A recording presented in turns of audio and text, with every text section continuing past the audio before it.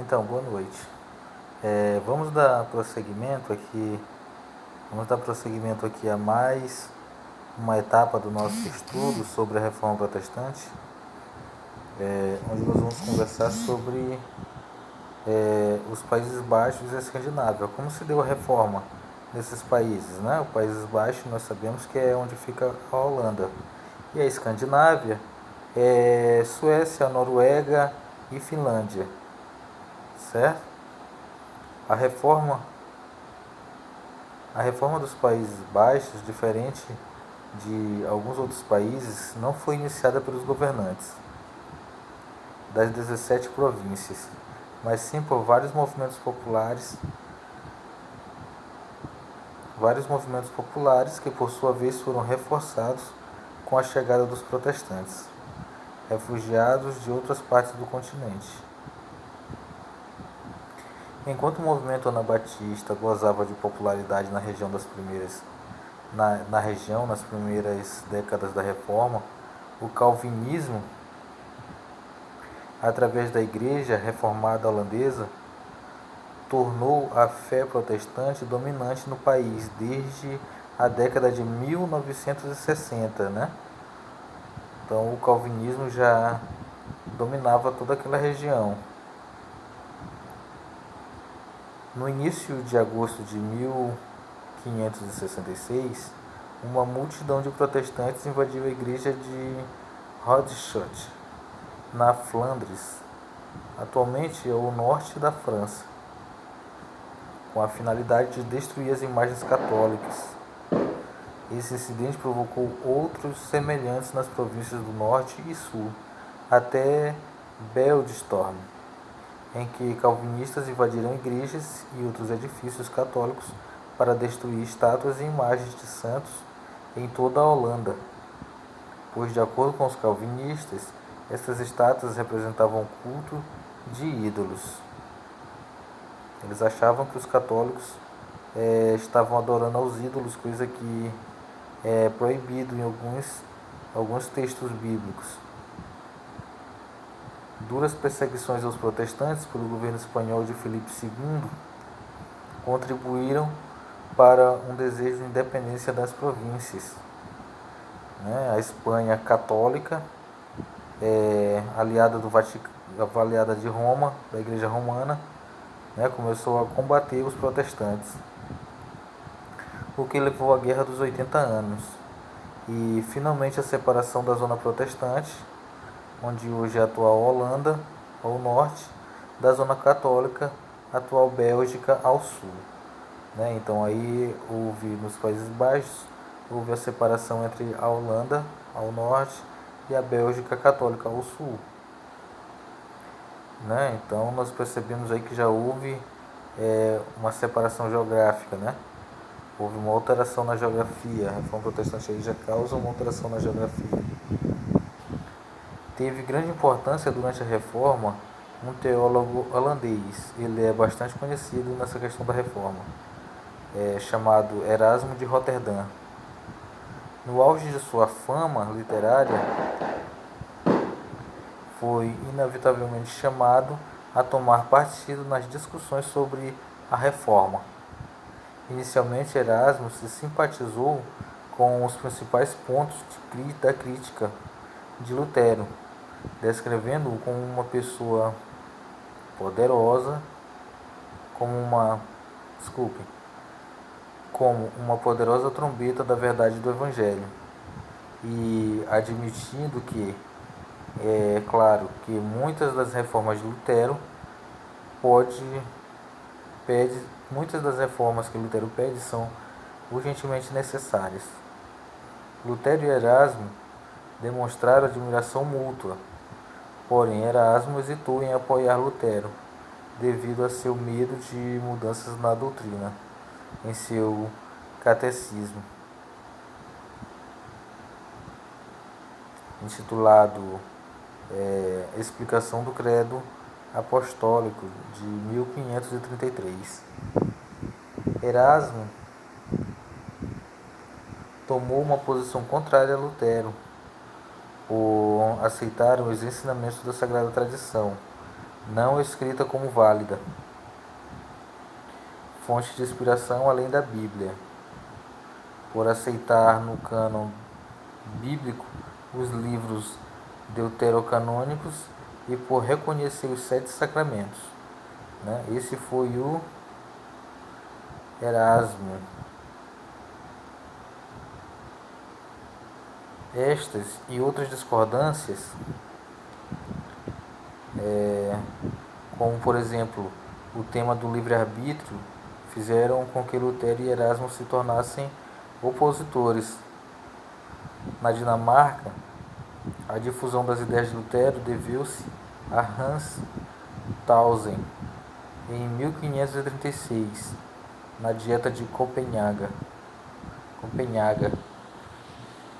O rei Cristiano III aboliu a autoridade dos bispos católicos, tendo sido confiscados os bens da igreja e dos mosteiros. O rei atribuiu a John Bugenhagen, discípulo de Lutero, a responsabilidade de organizar uma igreja luterana nacional. A reforma na Noruega, na Islândia, uma consequência da dominação da Dinamarca sobre estes territórios.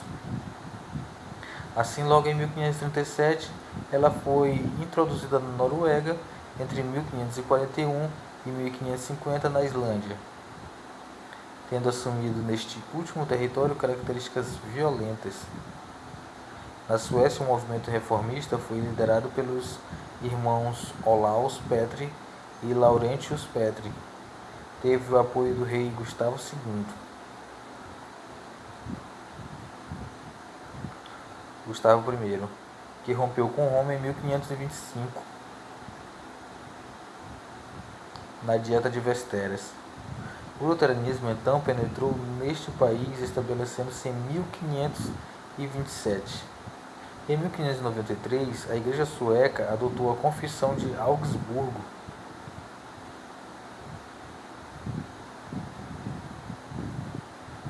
Na Finlândia, as igrejas faziam parte da Igreja Sueca até o início do século XIX, quando foi formada uma Igreja Nacional Independente, a Igreja Evangélica Luterana da Finlândia. Certo, vamos entender aqui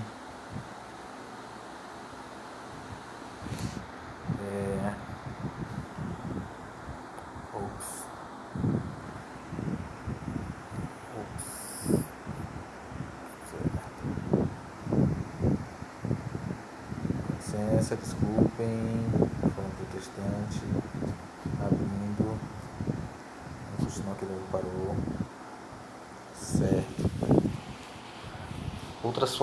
Outras partes da Europa.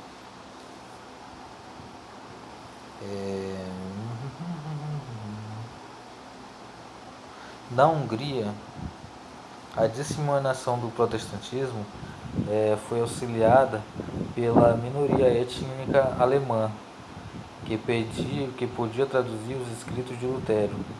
Enquanto o luteranismo ganhou uma posição entre a população de língua alemã, o calvinismo se tornou amplamente popular entre a etnia húngara. Provavelmente os protestantes chegaram a ser maioria na Hungria até o final do século XVI, mas os esforços da Contra-Reforma no século XVII levaram uma maioria do reino de volta ao catolicismo romano. Fortemente perseguida, a Reforma praticamente não penetrou em Portugal e Espanha. Ainda assim, uma missão francesa enviada por João Calvino se estabeleceu em 1557, numa das ilhas da Baía de Guanabara, localizada no Brasil, então colônia de Portugal. Ainda que tenha durado pouco tempo, deixou como herança a Confissão de Fé da Guanabara. Por volta de 1630, durante o domínio holandês em Pernambuco, a Igreja Reformada Neerlandesa, Igreja Protestante da Holanda, instalou-se no Brasil.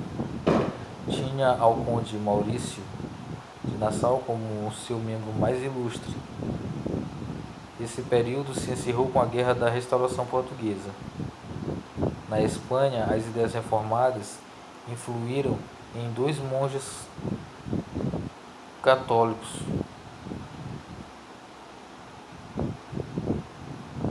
Casiodoro de Reina, que fez a primeira tradução da Bíblia para o idioma espanhol, e Cipriano de Valera, que fez sua revisão, originando a conhecida como Bíblia Reina Valera.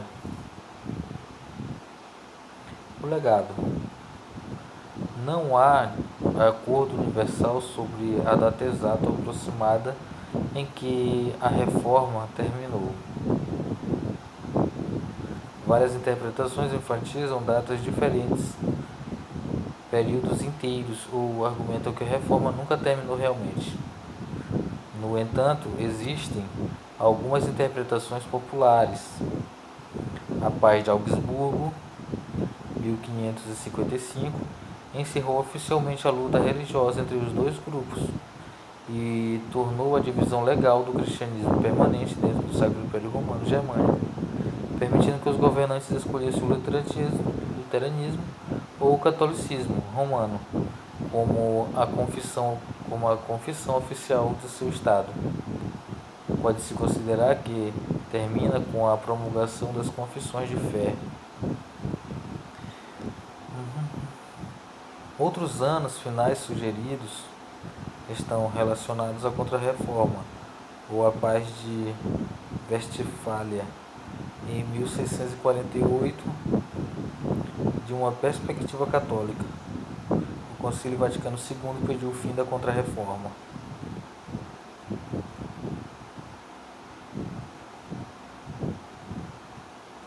Os 6 príncipes do Sacro Império Romano Germânico e governantes de 14 cidades livres imperiais que emitiram um protesto ou dissidência contra o Edito da Dieta de Speyers, em 1529, foram os primeiros indivíduos a serem chamados de protestantes.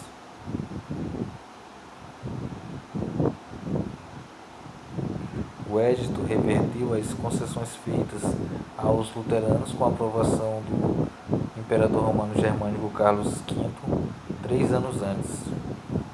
O termo protestante, embora inicialmente de natureza puramente política, mais tarde adquiriu um sentido mais amplo, referindo-se a um membro de qualquer igreja ocidental que aderisse aos principais princípios protestantes.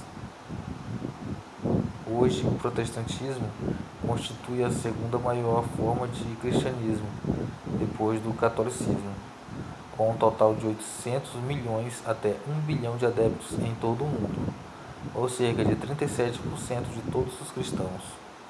Protestantes desenvolveram sua própria cultura, com grandes contribuições na educação, nas humanidades e nas ciências, na ordem política e social, na economia, nas artes e em muitos outros campos. Os seguintes resultados da reforma com relação à formação do capital humano, a ética protestante, o desenvolvimento econômico, a governança e os resultados sombrios foram identificados por estudiosos. Certo? Ocorreu também a Guerra dos 30 Anos, 1618-1648.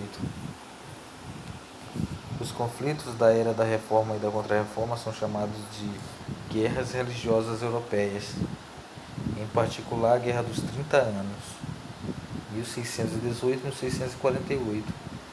Devastou grande parte da Alemanha, matando 25%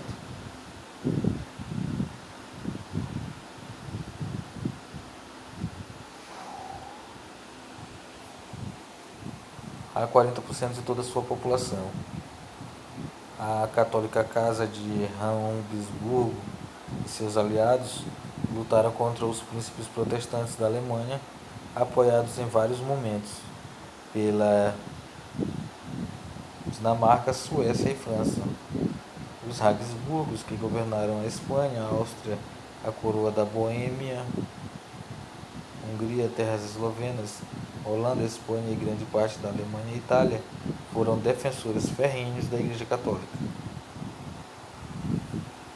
Alguns historiadores acreditam que a Era da Reforma chegou ao fim quando a França Católica se aliou aos estados protestantes contra a dinastia dos Habsburgo. Dois princípios principais da Paz de Westfália, que instigou a Guerra dos 30 Anos, foram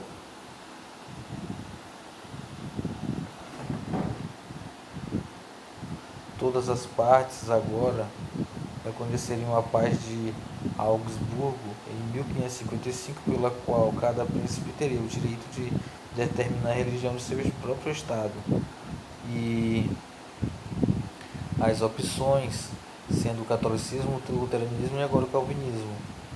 O princípio do cuius regio eius religio. Os cristãos que viviam em principados, onde sua denominação não era a igreja estabelecida, tinham garantido o direito a praticar sua fé em público durante as horas designadas e em particular conforme a sua vontade. O tratado também acabou com o poder político pan-europeu do papado. O Papa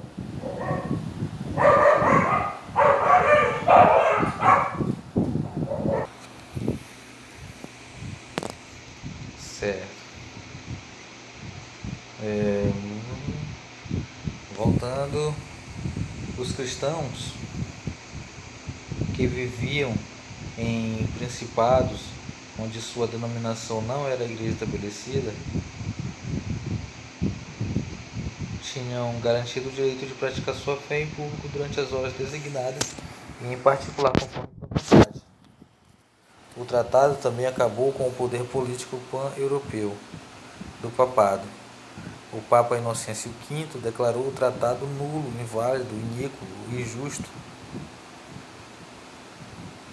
Poder pan-europeu do papado. O Papa Inocêncio X declarou o tratado nulo, inválido, iníquo, injusto, condenável, repróbago, fútil, vazio de significado e efeito para todos os tempos. Em sua bula Zelo Domus Dei, soberanos europeus, católicos e protestantes ignoraram seu veredicto. Falando agora um pouquinho da Contra-Reforma,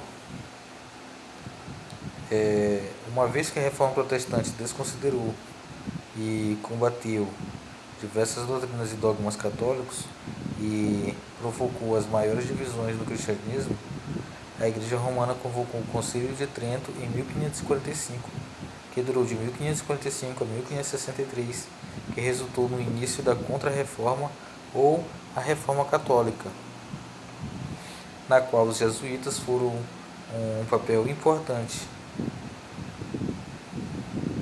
tiveram um papel importante.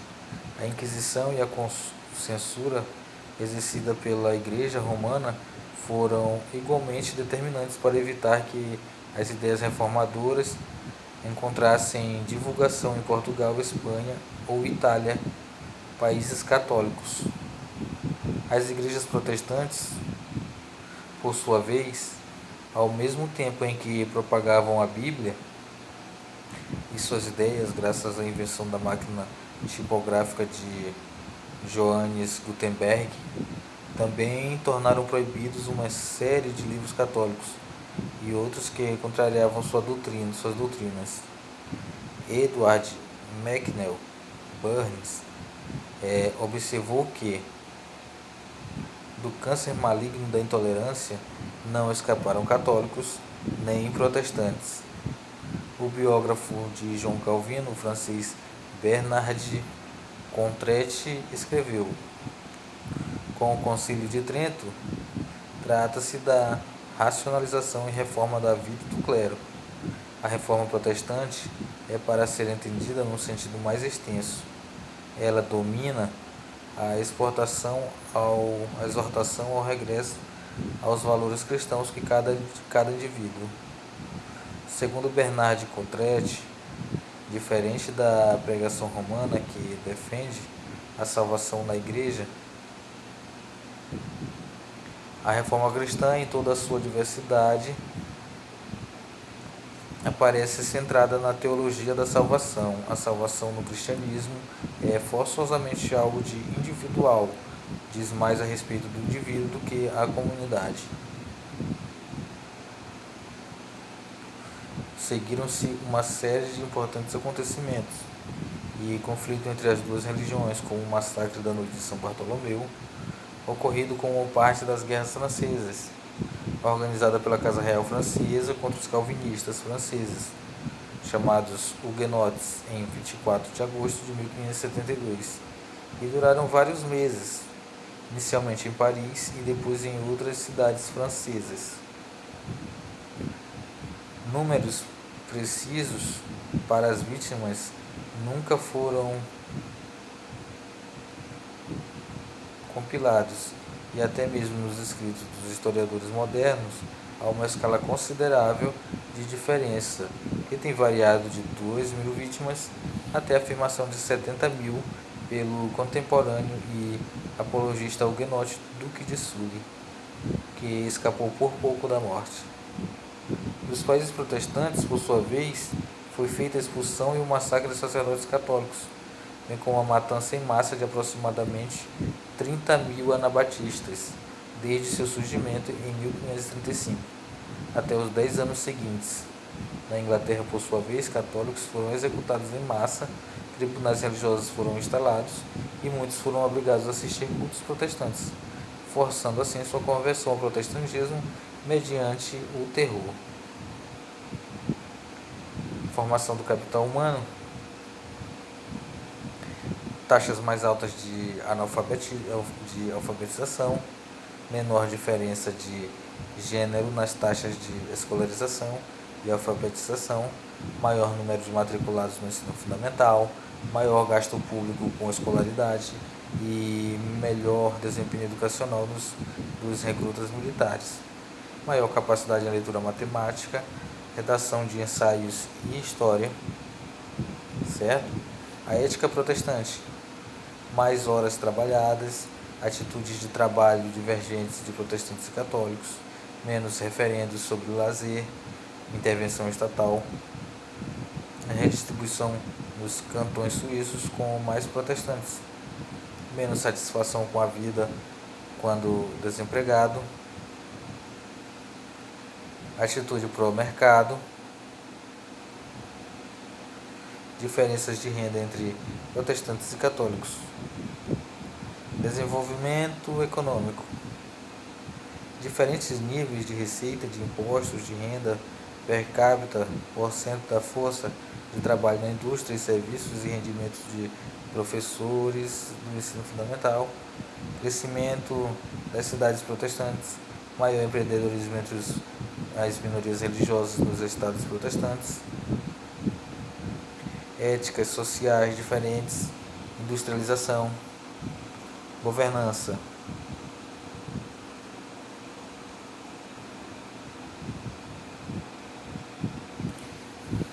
A reforma foi considerada um fator-chave no desenvolvimento do sistema estatal. A reforma foi considerada um fator-chave na formação dos movimentos de defesa transnacionais. A reforma impactou a tradição jurídica ocidental. Estabelecimento de igrejas estaduais. Regimento de assistência e bem-estar social fracos. James Madison observou que a doutrina dos dois reinos de Martim Lutero marcou o início da concepção moderna de separação entre igreja e Estado. A doutrina calvinista luterana do magistrado menor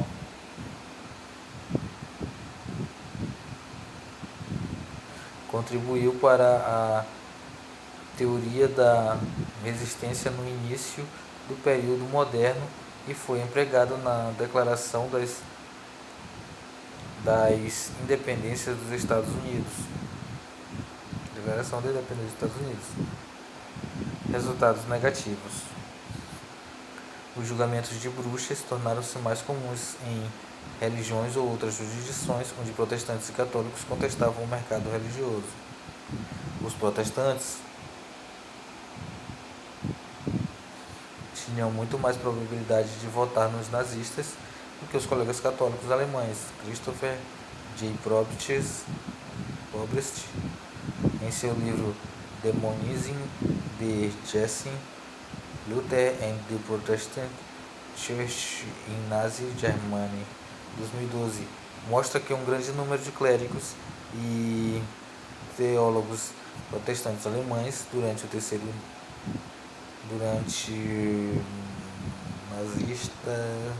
e protestantes alemães durante o terceiro Reich nazista usaram as publicações hostis de Lutero contra os judeus e o judaísmo para justificar, pelo menos em parte, as políticas antissemitas dos nacionais-socialistas. E concluindo, maior taxa de suicídio e maior aceitabilidade de suicídio.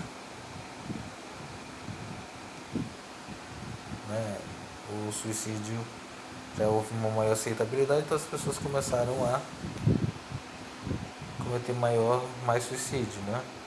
Então, esse foi o estudo de hoje. Como a gente viu, a Igreja Católica não ficou parada enquanto a reforma protestante acontecia, enquanto surgiam vários pensamentos, né? Vários novos pensamentos, várias novas doutrinas, vários novos pensadores criando novas religiões. E a Igreja Católica não ficou parada apenas assistindo esses movimentos. Ela estava perdendo força e ela resolveu se movimentar e aproveitou enquanto ela ainda tinha poder. O que ela fez? Convocou o Concílio de Trento, e no Concílio de Trento foram criadas várias estratégias para se combater o protestantismo, tanto no campo ideológico quanto no campo da ação. No campo ideológico, eles começaram a reformar a estrutura da igreja e começaram a verificar os privilégios dos sacerdotes católicos, dos bispos, dos padres, dos cardeais e até mesmo do Papa.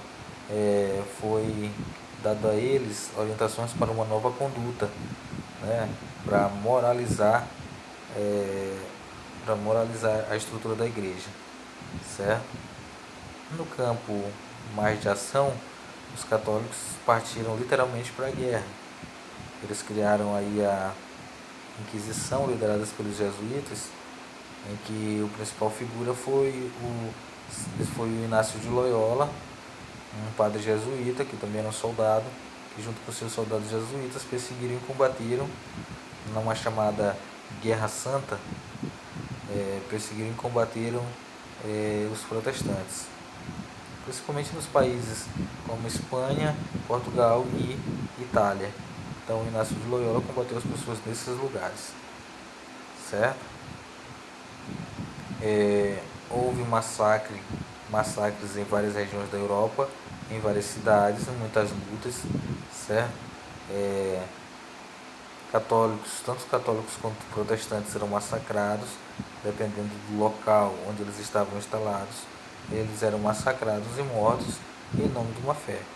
Na verdade, nem em nome de uma fé, mas em nome de uma ideologia,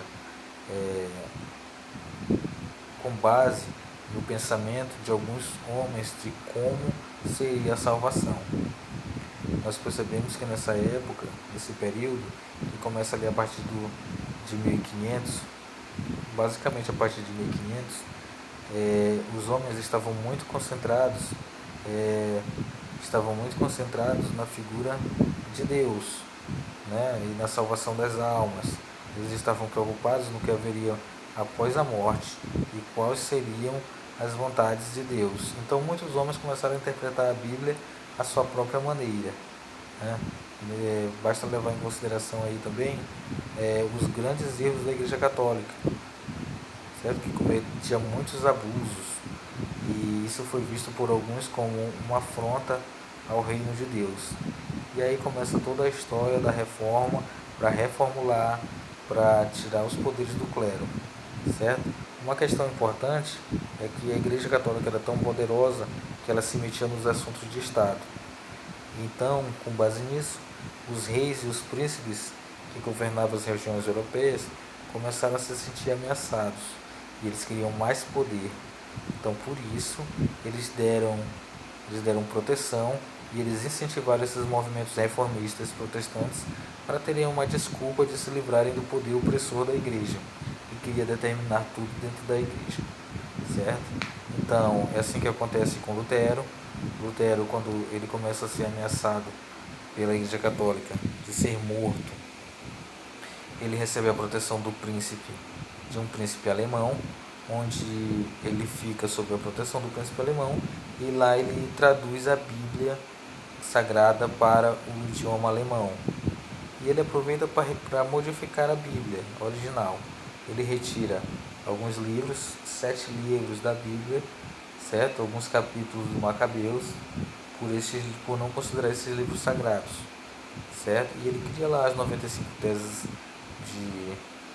que ele afixou na porta da igreja de Wittenberg, né, colocando o seu ponto de vista, o seu pensamento. Ok?